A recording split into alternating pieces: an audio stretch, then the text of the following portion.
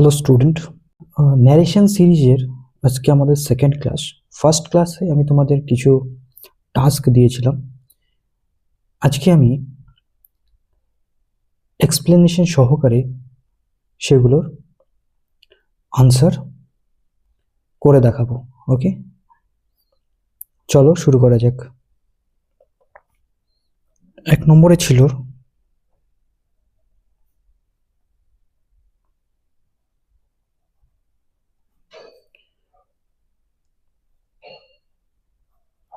Sahil said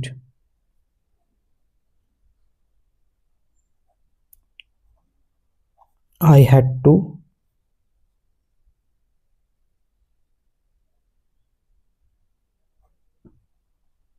leave my school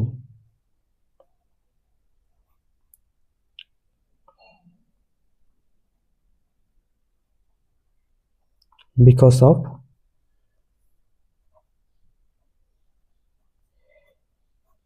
poverty। আচ্ছা, দেখো, narration করার জন্য আমাদের কয়েকটি বিষয় জানতে হবে। সেগুলি হলো, এখানে আমরা দুটো পার্ট পাবো। প্রথম পার্ট, এই পার্টটাকে বলা হয় রিপোর্টিং স্পিচ,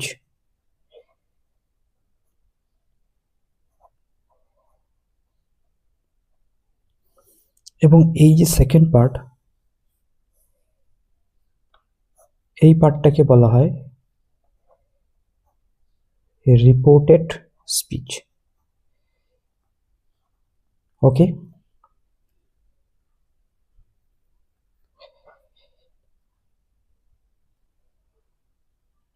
এবার আমাদের কি দেখতে হবে?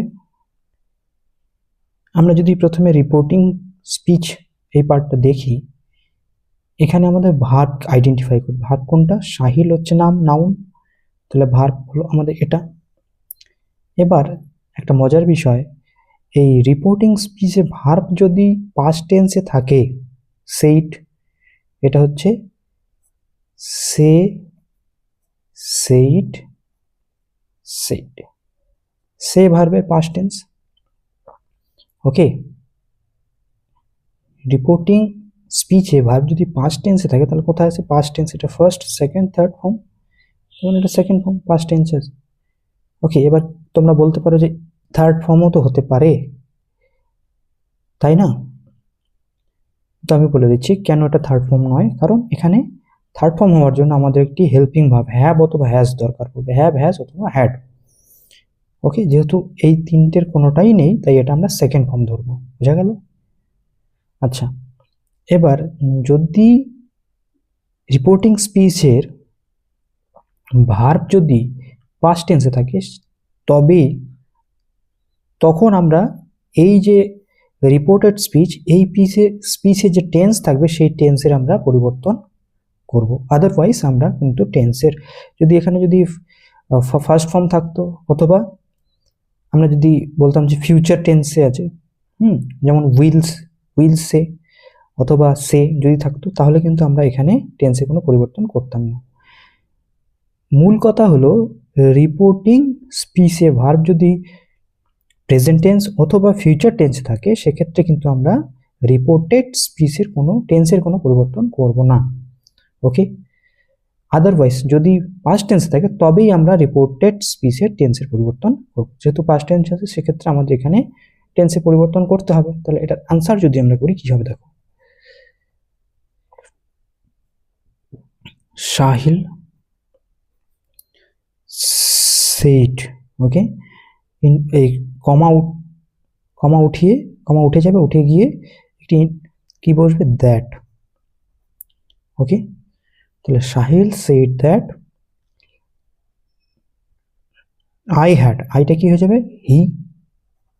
হি হ্যাড টু, এটা কি আছে? পাস্ট, সিম্পল পাস্টে আছে, এটাকে আমরা পাস্ট পারফেক্ট করব। সিম্পল পাস্ট থাকলে পাস্ট পারফেক্ট। তাহলে he had to leave my school, মানে হিজ স্কুল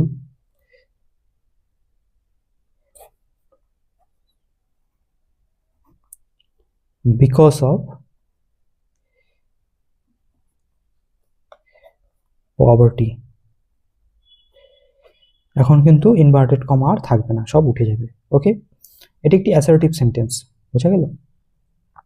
আচ্ছা, 2 নম্বরটা আমরা দেখে নিই। দেখো এখানে আরেকটা জিনিস আমি বলছি, এই হ্যাটটা তোমরা বলতেই পারো যে এই হ্যাটটা কেন বসলো, তাই না? দেখো আমরা প্রথমে দেখব রিপোর্টিং স্পিচ। রিপোর্টিং স্পিচে ভার যদি পাস্ট টেন্সে থাকে তবেই আমরা এদিকে পাস্ট টেন্সের চেঞ্জ করব, টেন্সের কারেকশন করব। এবার আমরা দেখলাম এটা পাস্ট টেন্সে আছে, যদি প্রেজেন্টে থাকে তাহলে এখানে চেঞ্জ করার কোনো ব্যাপার নেই, ফিউচারে থাকলেও এখানে চেঞ্জ করার কোনো ব্যাপার নেই। যদি পাস্টে থাকে তবেই আমরা এখানে চেঞ্জ করব। যেহেতু এখানে পাস্টে আছে তাহলে আমরা এখানে কি চেঞ্জ করব? টেন্সের চেঞ্জ করব। টেন্সের কিভাবে চেঞ্জ করব? আমরা যে টেন্সে সেন্টেন্সটা থাকবে, মানে রিপোর্টেড স্পিচটা থাকবে, সেই টেন্স থেকে এক স্টেপ পিছিয়ে যাব। মনে করো প্রেজেন্ট ইনডিফিনিট যদি থাকে তাহলে আমরা পাস্ট ইনডিফিনিটে করে দেবো।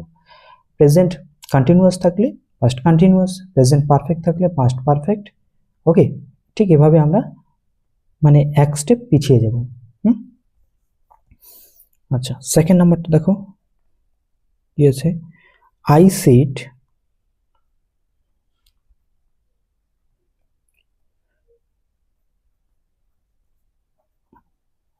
I shall leave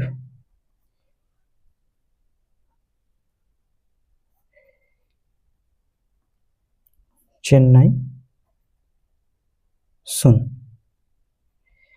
ওকে, আমি বলেছিলাম আমি খুব দ্রুত চেন্নাই ছাড়বো। ওকে, লিভ মানে পরিত্যাগ করা। তাহলে দেখো আমরা আবার কি রিপোর্টিং স্পিচে দেখে নিই। রিপোর্টিং স্পিচের ভার্ব কি আছে? পাস্টে আছে, তার মানে এখানে টেন্সের পরিবর্তন করতে হবে। আর এই যে সেন্টেন্সটি এটা কিসে আছে?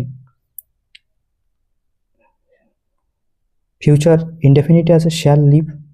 ওকে, I shall live, future indefinite. আমি তোমাদের বলেছি যে ন্যারেশন করার জন্য আমাদের বেসিক কিছু বিষয় জানতে হবে, যেমন tense, sentences, part of speech, এগুলো ভালো করে একটু দেখে নেবে। ওকে, তাহলে এটা অ্যান্সার করি, কি হবে? আই সেড, কমা উঠে গিয়ে দ্যাট হবে, that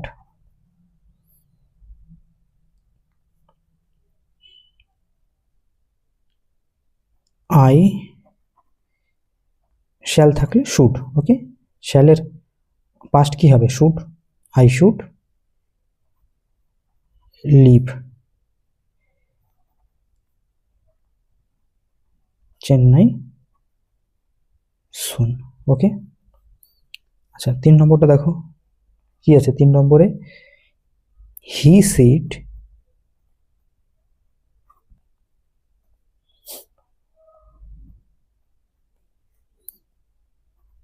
I shall leave tomorrow.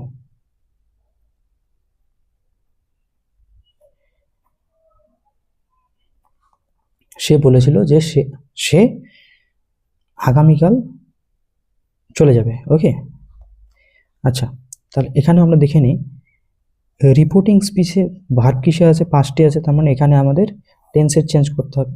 আর এই সেন্টেন্সটা কিসে আছে? দেখো কোন টেন্সে আছে? শ্যাল লিভ, মানে ফিউচার ইনডেফিনিটে আছে। ওকে, তাহলে ফিউচার ইনডেফিনিট থাকলে পাস্ট ইনডেফিনিট করে দেবো। পাস্ট কীভাবে করব? দেখো আরেকটা জিনিস আমি বলে দিচ্ছি, যে এই শ্যাল, মে, শ্যাল, উইল, এগুলো কি? এগুলোর পরে কিন্তু ভার্বে বেস ফর্ম বসে। ওকে, এটা হচ্ছে হেল্পিং ভার্ব। আচ্ছা, এটা আনসার করে দেখি আমরা, তাহলে কি হবে? হি সেইটা সেইডই থাকলো, কমা উঠে গিয়ে দ্যাট বসলো, দ্যাট আই শ্যাল, সে হি সেইড আই শ্যাল, সে নিজেই বলেছিল যে আমি, তাহলে আই এর জায়গায় কি হবে? হি, হি সরি হি। এবার দেখো হির জন্য কি বসে? শ্যাল বসে হচ্ছে ফার্স্ট পার্সন ক্ষেত্রে আমরা শ্যাল বসাই, সেকেন্ড এবং থার্ড পার্সনের জন্য আমরা উইল বসাই। ওকে, তাহলে এখানে ফার্স্ট পার্সনের জন্য শ্যাল হয়েছে, কিন্তু এখানে যখন আমাদের সাবজেক্টটা চেঞ্জ হয়ে কি হয়ে গেল? থার্ড পার্সন হয়ে গেল, তখন কিন্তু আমরা শ্যালের জায়গায় কি বসাবো? শ্যালের জন্য শুড বসবে, আর উইলের জন্য কি বসবে? উড। তাহলে এখানে হি শ্যাল না বসিয়ে শুড না বসিয়ে আমরা উড বসাবো। Okay, he said that he would leave the next day, tomorrow থাকলে নেক্সট ডে। ওকে, আশা করি তোমরা বুঝতে পেরেছো। এতটুকু যদি কারো বুঝতে অসুবিধা হয় কোথাও, তাহলে কমেন্ট করে আমাকে অবশ্যই জানাবে। আর নেক্সট ক্লাসে তোমাদের টাস্ক থাকবে, আমি দিয়ে দিচ্ছি, এগুলো তোমরা কমেন্ট করে অবশ্যই আমাকে বাড়িতে প্র্যাকটিস করবে, চেষ্টা করবে এবং কমেন্টে আমাকে আনসারগুলো অবশ্যই জানাবে। ওকে, আর আমি আগেই বলেছি যে এটা আমাদের একটা প্রতিযোগিতামূলক সিরিজ চলবে, যার এন্ড অফ দ্য মান্থ যার যত বেশি আনসার সঠিক হবে তার জন্য আমরা একটা সুন্দর উপহারের ব্যবস্থা রাখছি। ওকে, সো তোমরা চেষ্টা করবে বাড়িতে। তাহলে দেখে নাও আগামী নেক্সট ক্লাসের তোমাদের হোম টাস্কগুলো।